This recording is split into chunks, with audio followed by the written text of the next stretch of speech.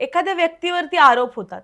वर्षानुवर्ष त्याच व्यक्तीचं नाव त्या आरोपांशी जोडलं जातं, पण जशी ती व्यक्ती या जगातून जाते, तेव्हा कोर्ट म्हणतं त्या व्यक्तीच्या विरोधात कारवाई चुकीची होती. आता नेमकं असं कोणाच्या बाबतीत घडलंय? तर देशाचे माजी पंतप्रधान मनमोहन सिंग यांच्या बाबतीत असंच झालंय. तब्बल 1.5-2 वर्षांनी सुप्रीम कोर्टानं असा निर्णय दिलाय, ज्यामुळे त्यांना कोळसा घोटाळा प्रकरणात मोठा कायदेशीर दिलासा मिळालाय. नमस्कार, मी सारिका आणि तुम्ही पाहताय पॉलिटिकल महाराष्ट्र. आता आधीपासून समजून घेऊया की हे नेमकं प्रकरण काय आहे. तर यूपीए सरकारच्या काळात कोळशाच्या खाणींचं वाटप करण्यात आलं होतं. याच वाटपावर अनेक प्रश्न उपस्थित झाले आणि त्यालाच पुढे कोळसा घोटाळा म्हणून ओळखलं जाऊ लागलं. या प्रकरणात काही कंपन्यांना चुकीच्या पद्धतीनं खाणी दिल्याचा आरोप करण्यात आला होता.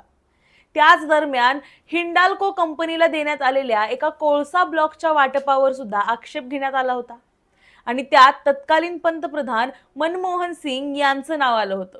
पण इथे एक गोष्ट महत्त्वाची आहे, या प्रकरणाचा तपास सीबीआयनं केला आणि या तपासानंतर मनमोहन सिंग यांच्या विरोधात गुन्हा सिद्ध होईल असा कोणताही पुरावा सापडला नाही, असं सांगत सीबीआयनं 2 वेळा क्लोजर रिपोर्ट दाखल केला.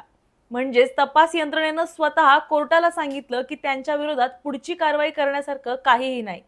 मात्र विशेष सीबीआय कोर्टानं हा क्लोजर रिपोर्ट स्वीकारला नाही. उलट 2015 मध्ये मनमोहन सिंग यांना समन्स बजावले, म्हणजे त्यांना कोर्टात हजर राहण्याचे आदेश दिले.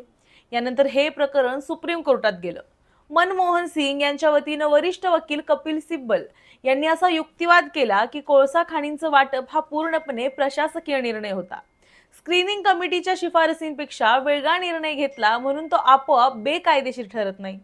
कोणत्या कंपनीला खाण द्यायची हा त्यावेळच्या धोरणाचा भाग होता, गुन्हा नव्हता. यानंतर 1 एप्रिल 2025 रोजी सुप्रीम कोर्टानं विशेष कोर्टानं बजावलेल्या समन्सला स्थगिती दिली आणि आता अंतिम निकाल देताना सुप्रीम कोर्टानं स्पष्ट सांगितलंय की विशेष सीबीआय कोर्टाला सीबीआयचा क्लोजर रिपोर्ट फेटाळून मनमोहन सिंग यांना समन्स बजावण्याचं कोणतंही कायदेशीर औचित्य नव्हतं. त्यामुळे 2015चे ते आदेश रद्द करण्यात आले आणि सीबीआयचा क्लोजर रिपोर्ट स्वीकारून हे प्रकरण कायमचं बंद करण्यात आलंय.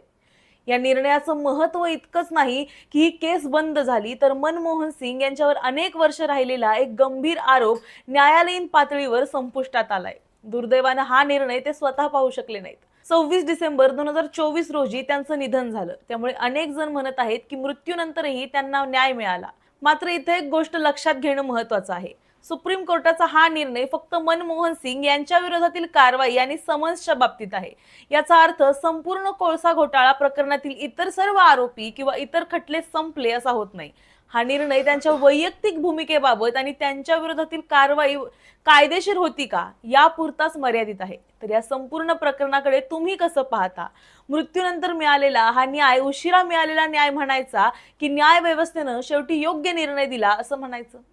तुमचं मत आम्हाला कमेंटमध्ये नक्की सांगा आणि अशाच व्हिडिओसाठी पाहत रहा पॉलिटिकल महाराष्ट्र.